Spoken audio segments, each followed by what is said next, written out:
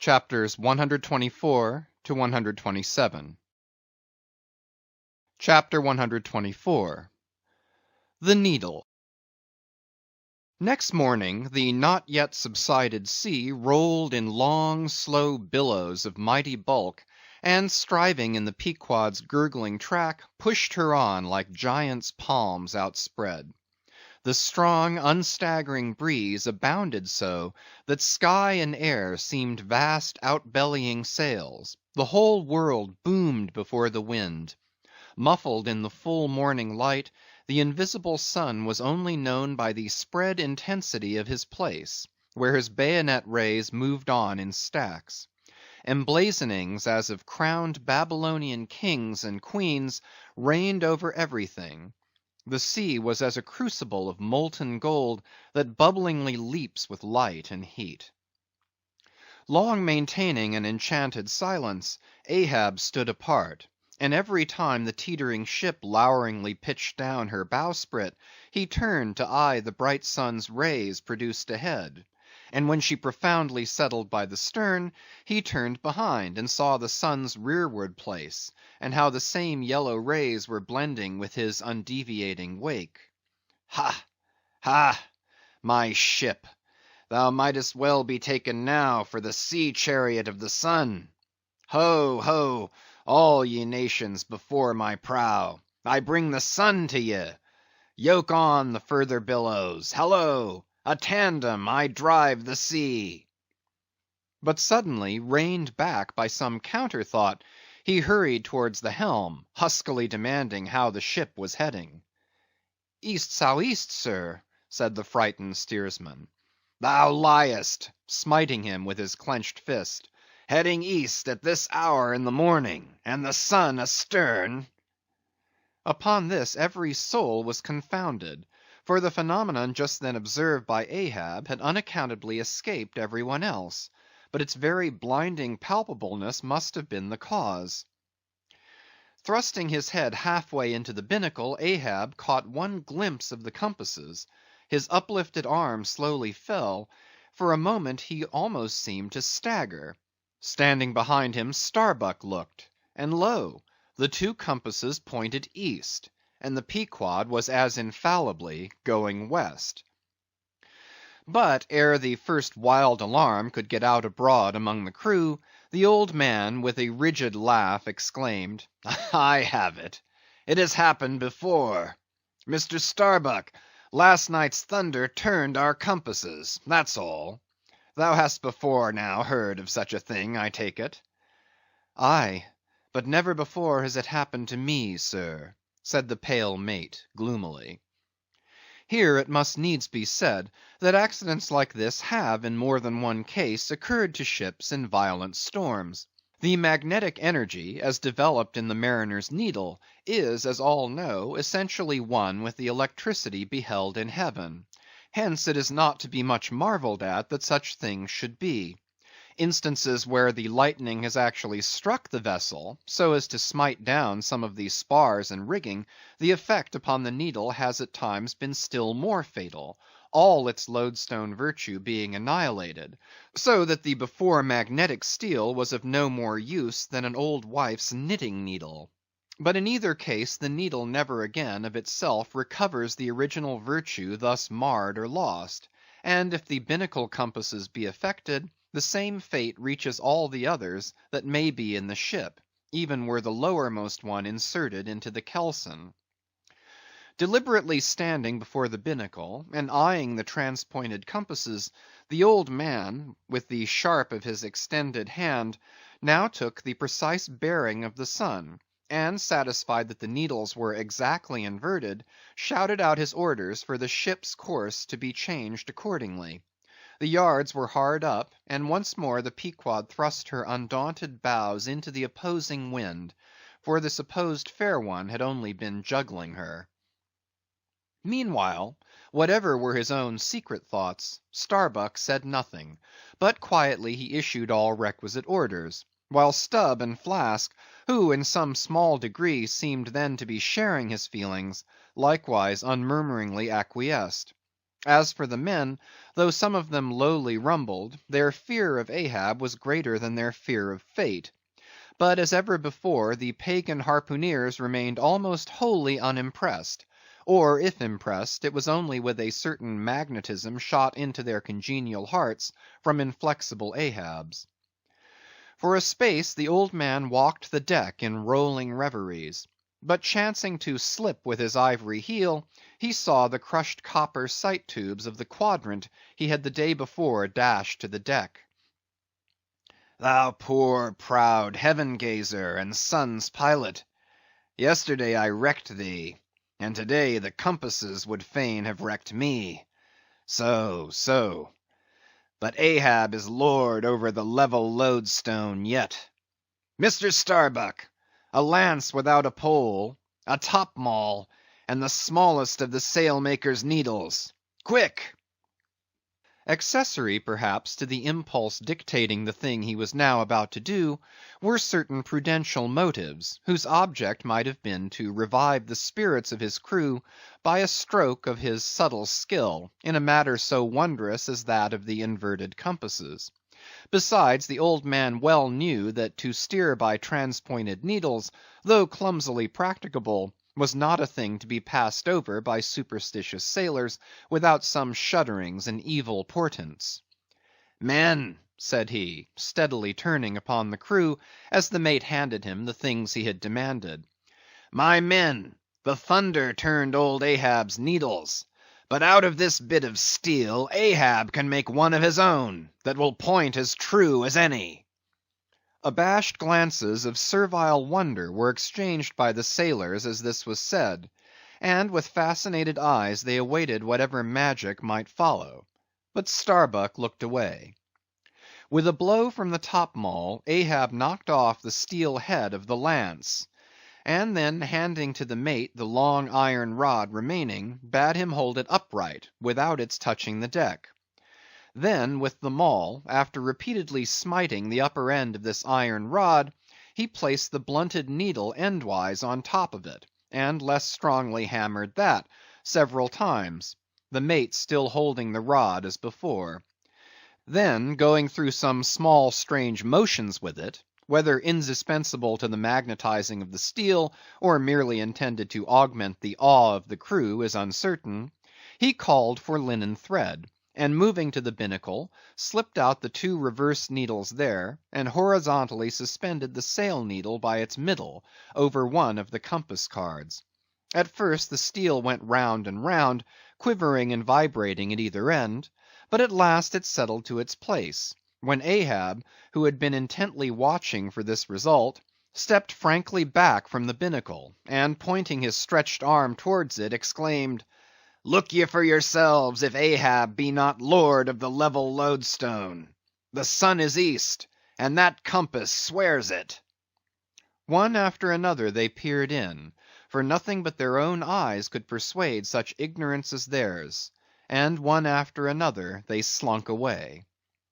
In his fiery eyes of scorn and triumph, you then saw Ahab in all his fatal pride. Chapter 125. The Log and Line. While now the fated Pequod had been so long afloat this voyage, the log and line had but very seldom been in use. Owing to a confident reliance on other means of determining the vessel's place, some merchantmen and many whalemen, especially when cruising, wholly neglect to heave the log, though at the same time, and frequently more for form's sake than anything else, regularly putting down upon the customary slate the course steered by the ship, as well as the presumed average rate of progression every hour. It had thus been with the Pequod. The wooden reel, an angular log attached, hung, long untouched, just beneath the railing of the after bulwarks.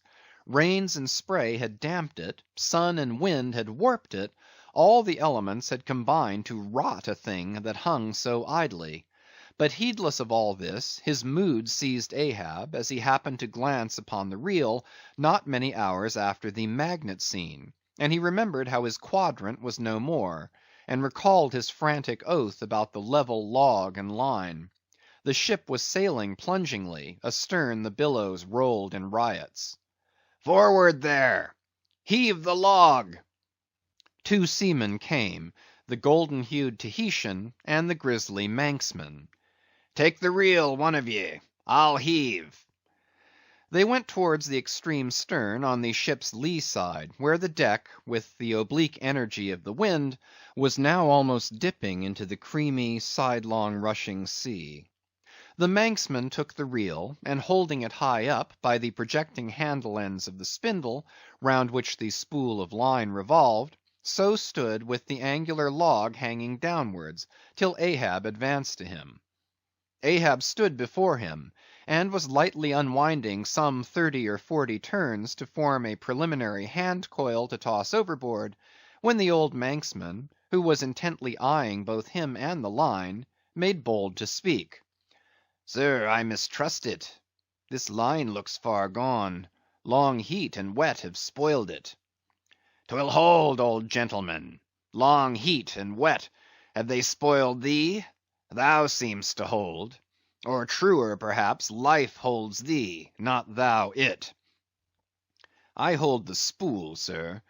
But just as my captain says, with these grey hairs of mine, 'tis not worth while disputing, specially with a superior, who'll ne'er confess." "What's that? There now's a patched professor in Queen Nature's granite‐founded college; but methinks he's too subservient. Where wert thou born?" "In the little rocky Isle of Man, sir." "Excellent! Thou'st hit the world by that." "I know not, sir, but I was born there."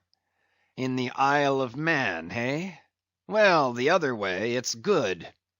Here's a man from Man; a man born in once independent Man, and now unmanned of Man, which is sucked in by what? Up with the reel! The dead blind wall butts all inquiring heads at last. Up with it, so." The log was heaved. The loose coils rapidly straightened out in a long, dragging line astern; and then, instantly, the reel began to whirl. In turns, jerkingly raised and lowered by the rolling billows, the towing resistance of the log caused the old reelman to stagger strangely. "Hold hard!" Snap! The overstrained line sagged down in one long festoon. The tugging log was gone. "I crush the quadrant. The thunder turns the needles, and now the mad sea parts the log line. But Ahab can mend all. Haul in there, Tahitian; reel up, Manxman; and look ye, let the carpenter make another log, and mend thou the line. See to it." "There he goes now. To him nothing's happened, but to me the skewer seems loosening out of the middle of the world. Haul in, Tahitian. These lines run whole and whirling out; come in broken and dragging slow. Ha, Pip! Come to help, eh, Pip?" "Pip? Whom call ye Pip? Pip jumped from the whale boat. Pip's missing. Let's see now if you haven't fished him up here, fisherman. It drags hard; I guess he's holding on. Jerk him, Tahiti; jerk him off; we haul in no cowards here. Ho! there's his arm just breaking water. A hatchet! a hatchet! Cut it off! We haul in no cowards here. Captain Ahab, sir, here's Pip trying to get on board again." "Peace, thou crazy loon!" cried the Manxman, seizing him by the arm. "Away from the quarter deck." "The greater idiot ever scolds the lesser," muttered Ahab, advancing. "Hands off from that holiness. Where sayest thou Pip was, boy?" "Astern there, sir, astern; low, low." "And who art thou, boy? I see not my reflection in the vacant pupils of thy eyes. Oh, God! that man should be a thing for immortal souls to sieve through. Who art thou, boy?" "Bell boy, sir; ship's crier; ding, dong, ding! Pip, Pip, Pip! £100 of clay reward for Pip! 5 feet high, looks cowardly, quickest known by that. Ding, dong, ding, who's seen Pip, the coward? There can be no hearts above the snow line. Oh, ye frozen heavens, look down here. Ye did beget this luckless child, and have abandoned him, ye creative libertines. Here, boy, Ahab's cabin shall be Pip's home henceforth, while Ahab lives. Thou touchest my innermost centre, boy. Thou art tied to me by cords woven of my heartstrings. Come, let's down. What's this? Here's velvet shark skin. Intently gazing at Ahab's hand and feeling it. Ah, now, had poor Pip but felt so kind a thing as this, perhaps he had ne'er been lost. This seems to me, sir, as a man-rope, something that weak souls may hold by. Oh, sir, let old Perth now come and rivet these 2 hands together, the black one with the white, for I will not let this go. Oh, boy, nor will I thee, unless I should thereby drag thee to worse horrors than are here. Come, then, to my cabin. Lo, ye believers in God's all goodness, and in man all ill. Lo you, see the omniscient gods oblivious of suffering man, and man, though idiotic, and knowing not what he does, yet full of the sweet things of love and gratitude. Come, I feel prouder leading thee by thy black hand, than though I had grasped an emperor's. There go 2 daft ones now, muttered the old Manxman. One daft with strength, the other daft with weakness. But here's the end of the rotten line, all dripping too. Mend it, eh? I think we had best have a new line altogether. I'll see Mr. Stubb about it. Chapter 126. The Life Buoy. Steering now southeastward by Ahab's levelled steel, and her progress solely determined by Ahab's level log and line, the Pequod held on her path towards the equator.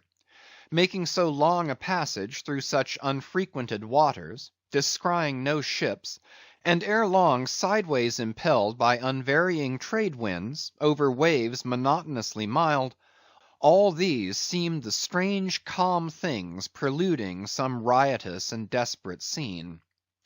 At last, when the ship drew near to the outskirts, as it were, of the equatorial fishing ground, and in the deep darkness that goes before the dawn was sailing by a cluster of rocky islets, the watch, then headed by Flask, was startled by a cry so plaintively wild and unearthly, like half-articulated wailings of the ghosts of all Herod's murdered innocents, that one and all they started from their reveries, and for the space of some moments stood, or sat, or leaned all transfixedly listening, like the carved Roman slave, while that wild cry remained within hearing.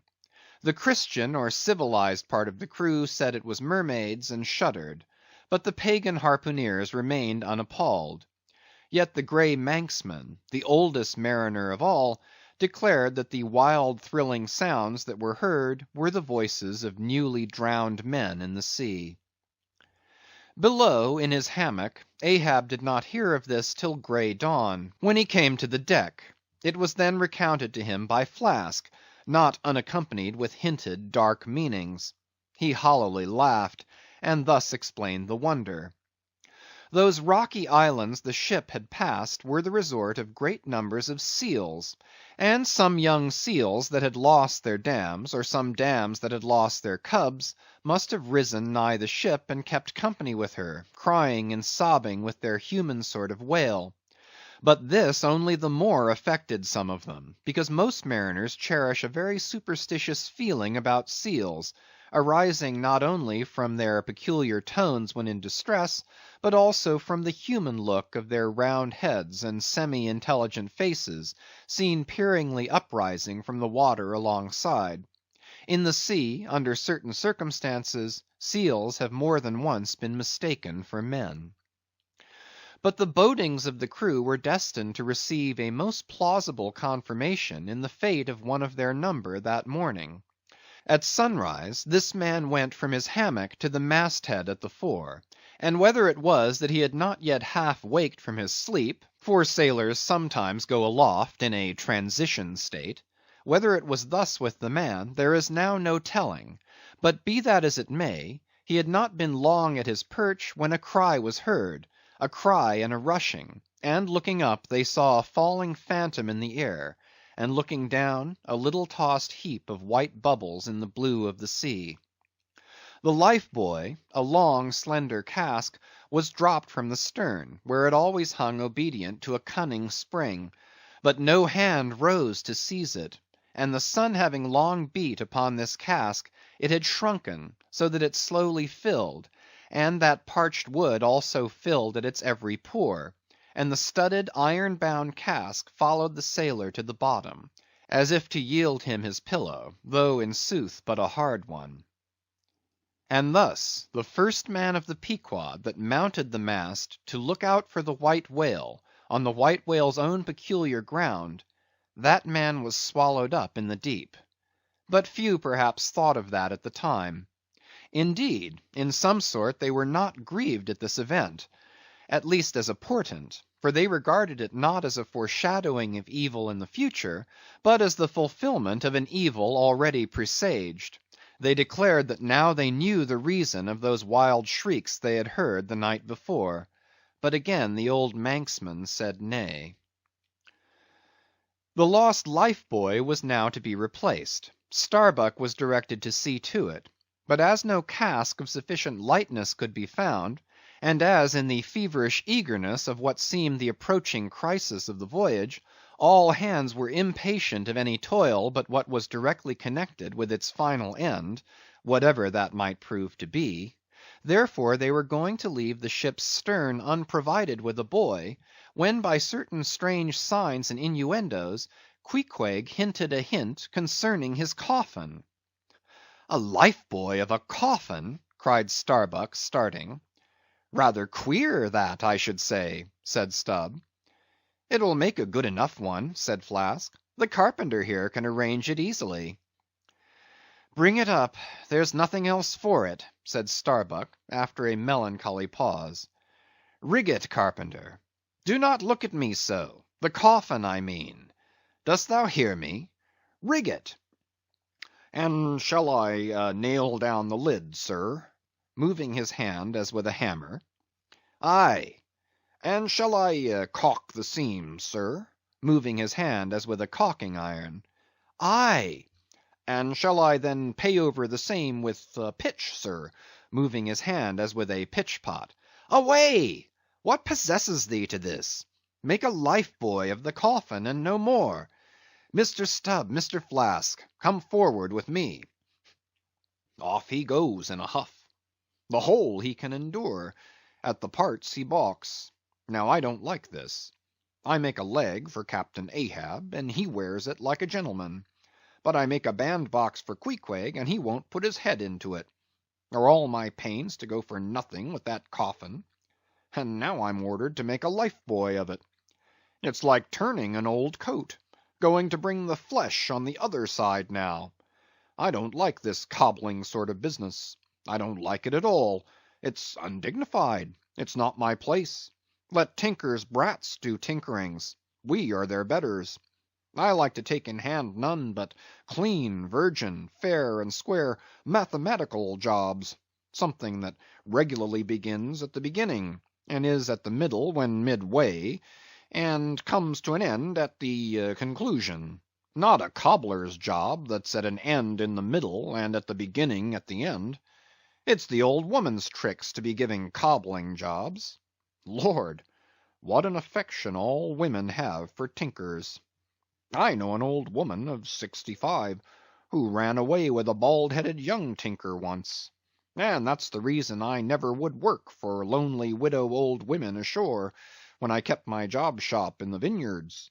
They might have taken it into their lonely old heads to run off with me. But heigh ho! there are no caps at sea but snow caps. Let me see. Nail down the lid, caulk the seams, pay over the same with pitch, batten them down tight, and hang it with the snap-spring over the ship's stern. Were ever such things done before with a coffin? Some superstitious old carpenters, now, would be tied up in the rigging ere they would do the job. But I'm made of knotty aroostook hemlock. I don't budge. Cruppered with a coffin, sailing about with a graveyard tray. But never mind. We workers in woods make bridal bedsteads and card tables, as well as coffins and hearses. We work by the month, or by the job, or by the profit. Not for us to ask the why and wherefore of our work, unless it be too confounded cobbling. Then we stash it if we can. Hem! I'll do the job now, tenderly. I'll have let's see, how many in the ship's company, all told, but I've forgotten. Anyway, I'll have 30 separate Turk's-headed life-lines, each 3 feet long, hanging all round the coffin. Then, if the hull go down, there'll be 30 lively fellows all fighting for one coffin, a sight not seen very often beneath the sun. Come, hammer, caulking iron, pitch pot, and marling spike, let's to it. Chapter 127. The Deck. The coffin laid upon 2 line tubs, between the vice bench and the open hatchway, the carpenter caulking its seams, the string of twisted oakum slowly unwinding from a large roll of it placed in the bosom of his frock. Ahab comes slowly from the cabin gangway, and hears Pip following him. Back, lad. I will be with you again presently. He goes. Not this hand complies with my humor more genially than that boy. Middle aisle of a church. What's here? A life buoy, sir. Mr. Starbuck's orders. Oh, look, sir, beware the hatchway. Thank ye, man. Thy coffin lies handy to the vault. Sir? The hatchway. Oh, so it does, sir, so it does. Art thou not the leg maker? Look, did not this stump come from thy shop? I believe it did, sir. Does the ferrule stand, sir? Well enough. But art thou not also the undertaker? Aye, sir. I patched up this thing here as a coffin for Queequeg, but they've set me now to turning it into something else. Then tell me, art thou not an arrant, all-grasping, intermeddling, monopolizing, heathenish old scamp, to be one day making legs, and the next day coffins to clap them in, and yet again life buoys out of those same coffins? Thou art as unprincipled as the gods, and as much of a jack of all trades. But I do not mean anything, sir. I do as I do. The gods again. Hark ye! Dost thou not ever sing working about a coffin? The Titans, they say, hummed snatches when chipping out the craters for volcanoes, and the grave digger in the play sings, spade in hand. Dost thou never? Sing, sir? Do I sing? Oh, I'm indifferent enough, sir, for that. But the reason why the grave digger made music must have been because there was none in his spade, sir. But the caulking mallet is full of it. Hark to it. Aye, and that's because the lid there's a sounding board. And what in all things makes the sounding board is this: there's naught beneath. And yet a coffin with a body in it rings pretty much the same, carpenter. Hast thou ever helped carry a bier, and heard the coffin knock against the churchyard gate going in? Faith, sir, Faith? What's that? Why, faith, sir, it's only a sort of exclamation like. That's all, sir. Go on. I was about to say, sir, that... Art thou a silkworm? Dost thou spin thy own shroud out of thyself? Look at thy bosom. Dispatch, and get these traps out of sight. He goes aft. That was sudden now. But squalls come sudden in hot latitudes. I've heard that the Isle of Albemarle, one of the Galapagos, is cut by the equator right in the middle. It seems to me some sort of equator cuts yon old man, too, right in his middle. He's always under the line. Fiery hot, I tell ye. He's looking this way. Come, Oakum, quick. Here we go again. This wooden mallet is the cork, and I'm the professor of musical glasses. Tap, tap. Ahab to himself. There's a sight. There's a sound. The grey-headed woodpecker tapping the hollow tree.